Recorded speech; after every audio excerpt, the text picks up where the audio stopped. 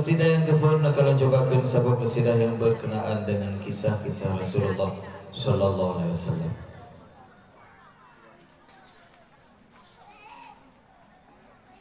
Nabi getanyo Nana Muhammad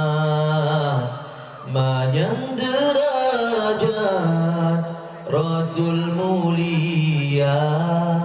Ibunda Nabi Nana Aminah Ayah Abdullah Quraisy mulia Bunda Aminah binti Wahab bin Abdul Manaf bin Duhra bin Kilab Ayanda Abdullah bin Abdul Muttalib bin Hashim bin Abdul Manaf bin Qusay bin Kilab bin Murrah bin Ka'ab bin Lu'ay bin Ghalib bin Firin bin Malik bin Nadar bin Kinana bin Khuzaimah bin Mudrika bin Ilyas bin Mudar bin Nidar bin Ma'ad bin Adadan bin Ud bin Mukawwim bin Nahur bin Taira bin Yarub bin Yasjud bin Nabid bin Ismail bin Ibrahim yang keturunan Nabi Muhammad Habibullah menasab terubah Nabi Ibrahim Khalilullah lahir di Nabi di Nanggro Makkah Nanggro Madinah kubu Maulana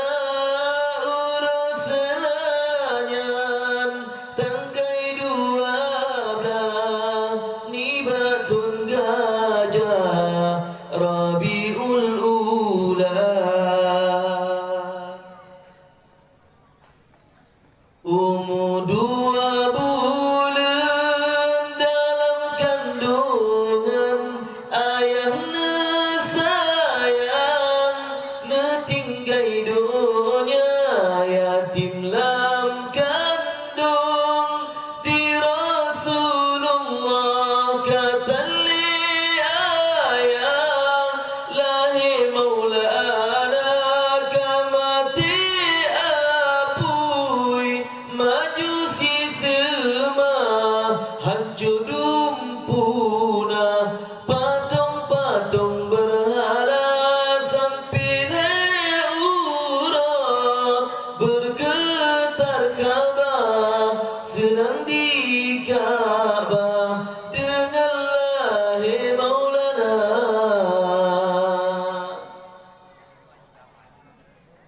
Nabudro bidan lahir Rasulullah Maryam Asia sarangan Hawa Maridha Nabi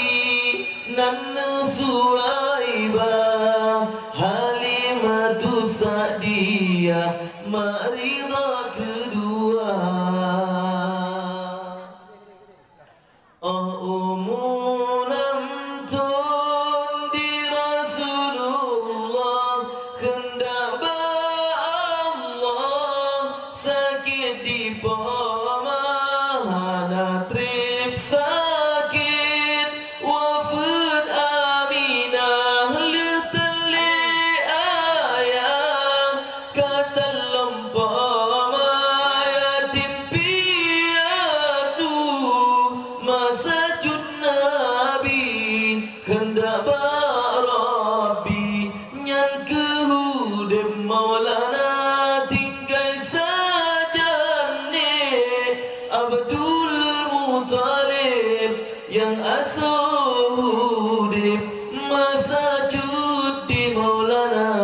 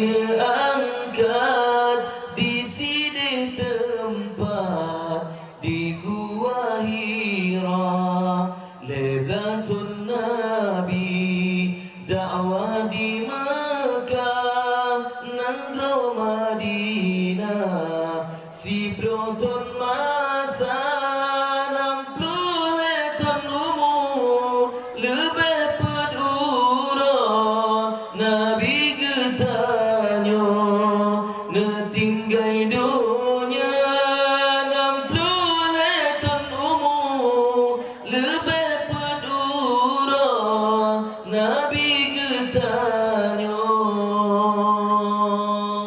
netinggai